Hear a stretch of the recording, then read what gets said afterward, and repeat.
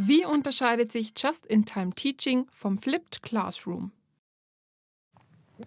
Die Gemeinsamkeiten liegen vermutlich ziemlich auf der Hand. Auch Just-in-Time-Teaching nutzt ein Flipped Classroom-Szenario. Das heißt, Studierende beschäftigen sich vor der Lehrveranstaltung schon mit den Lehrinhalten. Ich nenne das manchmal die Erstvermittlung des Stoffes. Und da fangen möglicherweise schon die Unterschiede an. In vielen Flipped Classroom-Implementierungen, die ich gesehen habe, wird nicht die Erstvermittlung des Stoffes aus der Kontaktzeit raus verlagert, sondern die Vermittlung des Stoffes. Das ist bei Just-in-Time-Teaching sicher anders. Also das Erstvermittlung heißt, dass eine Zweitvermittlung in der Lehrveranstaltung stattfindet. Und da kommt der namensgebende Unterschied von Just-in-Time-Teaching rein. Just-in-Time-Teaching ist letztendlich ein diagnostisches Lehrverfahren. Lehrende versuchen aufgrund von Begleitfragen, die es zum Vorausstudium gibt, just in time herauszufinden, wo Studierende Verständnisschwierigkeiten haben während der Erstvermittlung des Stoffes.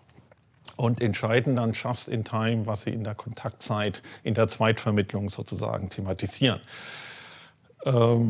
Sozusagen einfach nach dem Verfahren, da wo Studierende augenscheinlich wenig Schwierigkeiten haben, muss nicht viel Zeit bis gar keine Zeit in der Kontaktzeit darauf verwendet werden. Da wo die Vorabfragen zeigen, dass die Studierenden Schwierigkeiten mit dem Stoff haben, muss die Kontaktzeit darauf eingehen. Und dann machen Lehrende eben bei Just-in-Time-Teaching in der Kontaktzeit passende Lehrinterventionen, die genau darauf abzielen, diese Verständnisschwierigkeiten zu beseitigen oder zumindest zu mildern. Wie erstellen Sie JIT-Fragen? Können diese wiederverwendet werden? Ja, es gibt die eine Frage, die eigentlich immer dabei sein sollte. Und das ist die offene Frage, die in etwa so lautet: Was fanden Sie bei den Inhalten des Kapitels schwierig? Und wenn Sie den Eindruck haben, alles verstanden zu haben, erläutern Sie bitte, was Sie verstanden haben. Der zweite Fragenteil ist dafür da, Studierenden ist nicht immer klar, dass sie etwas nicht verstanden haben. Und diese offenen Fragen liefern sehr gute Informationen. Sind natürlich in der Auswertung auch etwas anspruchsvoller, weil das kann man nicht automatisiert auswerten. Aber meistens reichen da Stichproben drüber zu gucken, weil das Schöne oder das Frappierende bei studentischen Verständnisschwierigkeiten ist ja, dass sie sozusagen nur in wenigen Ausprägungen auftreten. Deswegen reicht Stichproben ziehen. Typischerweise wird das kombiniert mit formativen Assessments, so der Fachbegriff, oder eben Begleitfragen, die automatisch auswertbar sind, und dann erzeugt sozusagen der Rechner eine Statistik. Ich schaue vorher aufs Dashboard des Kurses, und wenn ich sehe, da ist eine gewisse Frage, die für sehr viele schwierig war, dann schaue ich in die Frage rein, weiß, was die Schwierigkeit ist, und thematisiert das entsprechend. Frage nach dem Zeitaufwand. Die erste Frage zu erstellen ist kein Zeitaufwand, also das ist immer dieselbe Frage. Die zweite Frage zu erstellen, wenn es automatisierte Antwort oder automatisierte Bewertung in Anführungszeichen oder Kontrolle ist, das ist ein einmaliger Aufwand, und dann kann man das von Semester zu Semester wiederverwenden. Beziehungsweise man ist in der glücklichen Lage, dass man die Aufgaben aus einer Datenbank herausziehen kann und einfach verwenden kann. Und dann reduziert sich der Aufwand im Suchen der Items. Wie motivieren Sie Ihre Studierenden, sich auf die Vorlesung vorzubereiten? Ich habe das anfangs überhaupt nicht gemacht. Nebenbotschaft, es geht auch ohne. Trotzdem hier die Empfehlung, es zu tun. Es gibt zwei Arten, der Motivation. Die erste Art ist mit der ersten Lehrveranstaltung Studierende auf den Mehrwert hinzuweisen und das in einer Art und Weise, dass man es den Studierenden nicht selbst sagt, sondern dass es die Studierenden selbst sagen, also dass das eigentlich eine vorteilhafte Herangehensweise ans Lernen ist. Da gibt es hervorragende Aktivitäten, sogenannte First Day of Class Aktivitäten, die ich seitdem verwende. Und im Semester über immer, wenn eine Gelegenheit ist, das wiederhole. Und das ist eigentlich genau der zweite Charakter oder die zweite Maßnahme, die es braucht durch authentisches Tun. Es ist weniger notwendig, die Studierenden zu motivieren, als vielmehr notwendig, die Studierenden nicht zu demotivieren, also ihnen das Motiv wegzunehmen, diese ungewohnte Vorleistung zu erbringen. Und so typische Handlungen von Lehrenden zu demotivieren, in Anführungszeichen, ist zu sagen, naja, ich habe jetzt irgendwie gesehen, es hat knapp die Hälfte von Ihnen nur die Vorbereitung gemacht und es wäre jetzt ja irgendwie unfair für die andere Hälfte, jetzt auf die Schwierigkeiten der ersten Hälfte einzugehen, deswegen mache ich jetzt traditionelle Lehrveranstaltungen.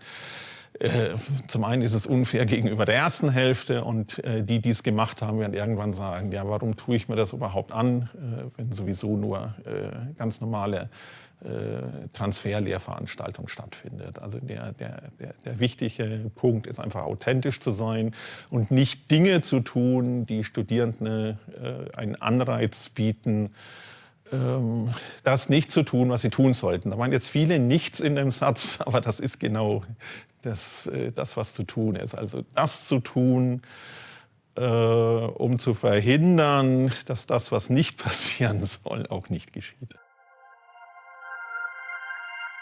Sind handelsübliche Learning-Management-Systeme ausreichend für eine effektive Nutzung von Just-in-Time-Teaching? Im Prinzip ja. Es kommt darauf an, was man machen will und wie tief man gehen will. Ich hatte vorhin gesagt, so die immerkehrende Just-in-Time-Teaching-Frage ist, schildern Sie bitte, was Sie nicht verstanden haben. Das erfordert im Prinzip ich nenne es jetzt mal Aufgabentyp, Freitextantwort, wo ich kein Lernmanagementsystem kenne, das das nicht kann. Manche mögen sehr unbequem da drin sein, die Dinge dann auszuwerten. Nächster Schritt, wenn man automatisch bewertbare Übungsaufgaben verwenden will, muss das Lernmanagementsystem die Funktionalität vorhalten. Das tun immer mehr. Nächster Schritt, wenn man Ressourcen von anderen Lehrenden benutzen will,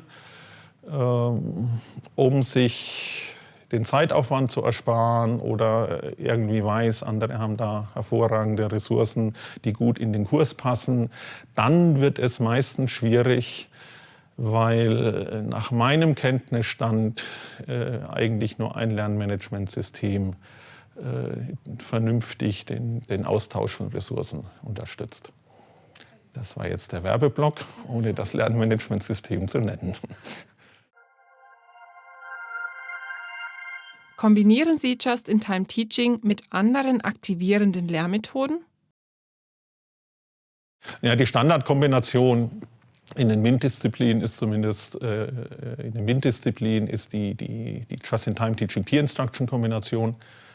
Eine der typischen Interventionen in der Lehrveranstaltung sind dann Peer Instruction-Zyklen, Peer Instruction-Fragen.